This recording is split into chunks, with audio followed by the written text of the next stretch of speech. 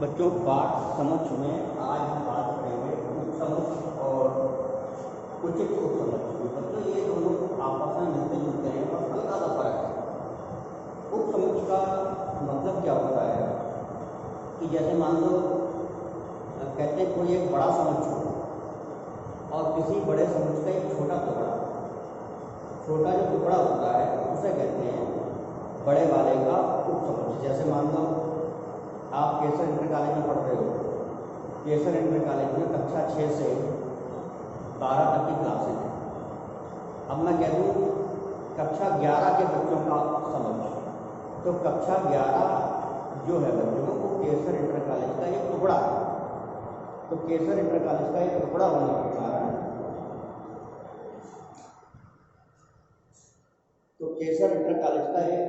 होने के कारण कक्षा 11 जो है वो केसर इंटर कॉलेज के अंदर आ रही है। तो कक्षा 11 को हम कहेंगे कि कक्षा 11 जो है वो केसर इंटर कॉलेज का एक भाग है। तो हम कह सकते हैं कि कक्षा 11 जो है वो केसर इंटर कॉलेज का एक उपसमुच है। लेकिन उपसमुच और उचित उपसमुच में फर्क क्या है कि यदि ए और बी दो समुच इस प्रकार हो कि ए का प्रत्येक अवयव बी में आए, तो कक्षा 11 का प्रत्येक अवयव केसर इंटर कॉलेज के अंदर आ रहा है, तो ए को बी का उपसमुच कहते हैं। तो जैसे मान लो मैंने ये बोला कि जैसे ए बराबर है मान लो 1 2 3 और एक समुच बी लिखा, जैसे मान लो खाली लिख दिया 1 या मैंने सी लिख दिया खाली 2, एक डी लिख दिया खाली 3, एक लिख दिया मान लो 3, 1 2 3, ठीक है। तो अब क्या है देखो कि एक जो बी समुच है, बी के अंदर ए के अवयव आ गए, तो जो बी है वो ए का उपसमुच हो गया। सी के अंदर ए के अवयव आ रहे हैं, सी भी ए का उपसमुच है। डी का प्रत्येक अवयव 3 है, वो ए के अंदर आ रहा है, तो डी भी ए का उपसमुच हो गया। लेकिन उचित उपसमुच में क्या होता है कि जो दोनों समुच्चों को आपस में बराबर ना हो, जैसे मान लो बी है, बी कभी ए के बराबर नहीं है, तो आपका बी उपसमुच है ए का। ये उपसमुच का प्रतीक होता है, ए का वर्ग बनाओगे नीचे एक लाइन बनाओगे, ठीक है। और इसको आप उचित उपसमुच तक कह सकते हो जब दोनों बराबर ना हो। जैसे आपके बी और ए बराबर नहीं है तो आप इसे खाली उचित उपसमुच ये भी कह सकते हैं, लेटा हुआ तो उचित उपसमुच। सी जो है, सी के अंदर प्रत्येक अवयव ए का प्रत्येक अवयव आ रहा है, तो सी भी आपका ए का उचित उपसमुच है, डी भी आपका ए का उचित उपसमुच है। क्यों? क्योंकि बी सी और डी के अंदर ए के प्रत्येक अवयव है, लेकिन बी सी डी ए के बराबर नहीं है।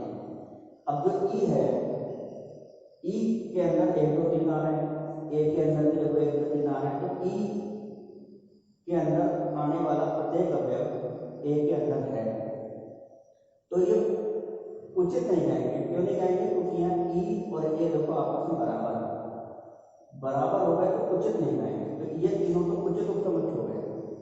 जब दो समुच्चय आपस में बराबर हो जाए तब उन्हें खाली उपसमुच कह सकते हो। तो ई जो है वो ए के बराबर भी कह सकते हो या ई उचित उपसमुच है। इसमें ये वाला चिन्ह नहीं बना सकते ई, क्योंकि ए के बराबर है। अगर बराबर हो गया तो खाली उपसमुच है। उचित तब कहते हैं जब बराबर ना हो। जैसे मान लो मैंने एक समुच बनाया x बराबर a, तो एक और दो अवयव देखो एक के अंदर आ रहे हैं, लेकिन x a के बराबर नहीं, तो बराबर नहीं है तो x जो है वो a का उचित उपसमुच है। उचित है, उपसमुच के बराबर नहीं है उपसमुच। और आपको आगे की नॉलेज के लिए बता दें कि उचित उपसमुच का ये प्रतीक तभी बनाते हैं जब दोनों समुच बराबर ना हो, ठीक है। उचित उपसमुच का ये वाला, और आप चाहो तो इसकी जगह उपसमुच का प्रतीक भी बना सकते हो, क्योंकि ये उपसमुच भी हैं। तो उचित उपसमुच और उपसमुच आपस में एक से होते हैं, दोनों की जगह कोई भी प्रतीक बना सकते हो, लेकिन जब दोनों समुच बराबर हो तो खाली उपसमुच का प्रतीक बनाना इसमें आप ये बना सकते हो, इसमें बना सकते हो, इसमें बना सकते हो, इसमें भी ये प्रतीक बना सकते हो, ठीक है, बना सकते हो।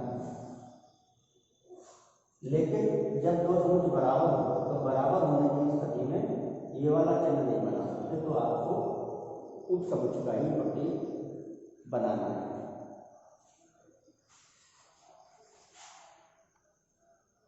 बच्चों आप किसी समुच के उपसमुच बनाना है, जैसे मान लो ये बराबर है 1 2 1 या 2। अब इसके हम उपसमुच बनाएंगे, मतलब इसके छोटे छोटे टुकड़े करें। तो देखो सबसे पहले उपसमुच में आप रिक्त समुच बनाओ। देखो रिक्त समुच जो होता है वो हर किसी समुच का उपसमुच होता है। इसके बाद एक एक हम लेकर बना सकते हो। एक समुच ये हो गया, एक खाली 2 से, खाली 3 से। तो ये सब जो हमने अलग अलग समुच बनाए हैं ये सब इसके उपसमुच हैं। इसके बराबर 1 2 3 1 3 और 1 2 3, ये दोनों बराबर की कैटेगरी। तो उपसमुच और उचित उपसमुच एक ही चीज है, बस बराबर होने की दिशा में आप उचित वाला नहीं बोलोगे, खाली उपसमुच, इसको खाली उपसमुच कह सकते हैं और इन सबको उपसमुच भी कह सकते हैं और इन सबको हम उचित भी कह सकते हैं, ठीक है। इसको उपसमुच नहीं कहेंगे, इसको उचित उपसमुच कहेंगे। तो इसी का टुकड़ा है। अब देखो एक कुल मिला के कितने बन गए, ये सब इसके उपसमुच हो गए, 1 2 3 4 5 6 7 8 बन गए। तो आप 1 2 3 3 अवयव लेकर के आप 8 उपसमुच बना सकते हो। इसी तरह से बच्चों में उनको फार्मूला बता दे रहा हूँ कि उपसमुच आप कितने बना सकते हैं। उपसमुचों की संख्या का एक सूत्र याद कर लेंगे, 2 की घात n।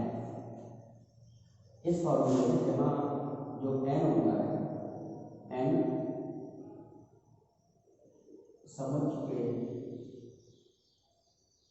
अवयवों की संख्या कहलाती है। इसे क्वेश्चन भी कहते हैं, ये बराबर रखते हैं उपसमुच, ठीक है। अब आपको उपसमुचों की संख्या बतानी है कि कितने उपसमुच बनेंगे। जैसे मान लो 3 अवयव लेके मैंने 8 उपसमुच बनाए, आपसे अलग अलग उपसमुच ना पूछे, केवल ये पूछे बताओ कितने उपसमुच बन सकते हैं, तो आप इस फॉर्मूले का यूज कर सकते हैं, 2 की घात n। तो जहाँ n कहलाती है समुच में अवयवों की संख्या, जैसे इसमें अवयव 3 है, 1 2 3 3 अवयव है, तो n का मान हुआ 3। तो उपसमुचों की संख्या कितनी हुई, उपसमुचों की संख्या बराबर 2 की घात n।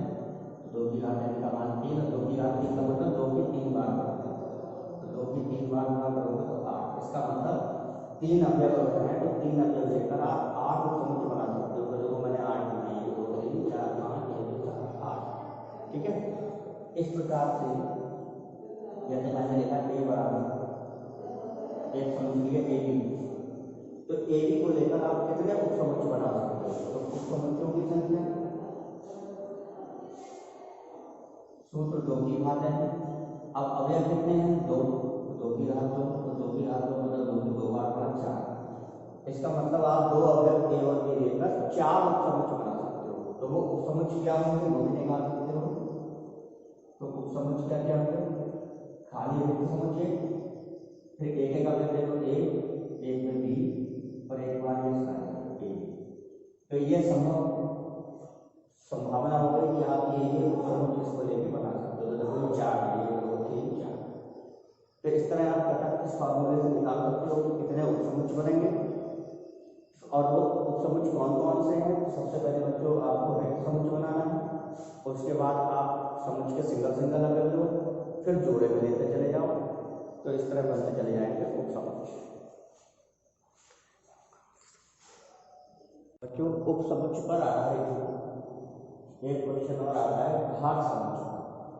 घात समुच क्या होता है कि आपको जैसे कोई समुच ए दिया हो और आप किसी भी समुच ए के पहले उपसमुच बनाइए और उपसमुचों को भी एक समुच के रूप में बंद कर दें। तो किसी दिए गए समुच के उपसमुचों का समुच, तो उपसमुचों का भी आप समुच बना लो तो वो कहलाता है घात समुच। और इसको प्रदर्शित करने के लिए जैसे कि कोई समुच समुच्च ए है तब आप उसका घात समुच्च को अंग्रेजी में कहते हैं पावर सेट। तो पावर के हिसाब से पी शब्द इस्तेमाल करोगे और ब्रैकेट में उस समुच्च का प्रतीक लिखोगे। जैसे ए समुच्च का घात समुच्च बना रहे हो पी ए, बी समुच्च का घात समुच्च बना रहे हो तो पी बी, सी का बना रहे हो पी सी से प्रदर्शित किया जाएगा। जैसे मान लो आपने ए बराबर लिखा ए बी, अब आपको इसका घात समुच्च बनाना है। तो घात समुच्च कैसे बनाओगे? पहले लिखोगे इसके उपसमुच्च, तो उपसमुच्च में पहले रिक्त समुच्च, फिर सिंगल ए, फिर खाली सिंगल बी, अब दोनों ले लो ए बी, ठीक है। अब पावर सेट कैसे लिखेंगे? पी ए, तो जितने ये उपसमुच्च बने इनको भी इनको समुच्च मान के बंद कर दोगे। जैसे ये रिक्त समुच्च, ये ए बी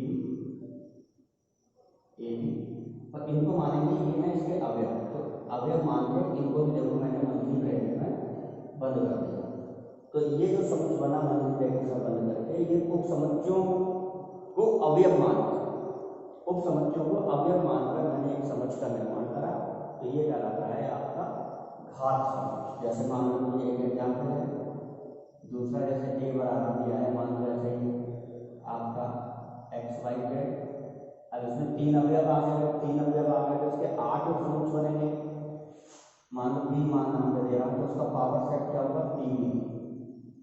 तो पहले मैं इसको उपसमुच्च लिख रहा हूँ, रिक्त समुच्च, खाली एक्स लिया, खाली वाई, खाली जेड, फिर जोड़े में लिखो x y, y z, x z, और अब तीनों ले लेना एक्स वाई जेड, ठीक है।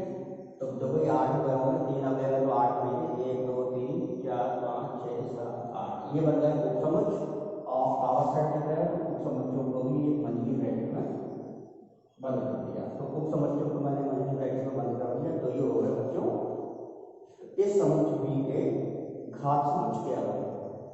तो घात समुच्च जब बनाना है तो आपको क्या करना है कि किसी भी दिए गए समुच्च के आप उपसमुच्च लिखोगे और उपसमुच्चों को भी एक मंथली ब्रैकेट में बंद कर दोगे, मतलब उपसमुच्चों को अवयव मानना है और उसको भी एक मंथली ब्रैकेट में बंद कर दोगे। तो इस तरीके से निकल आता है हमारा घात समुच्च।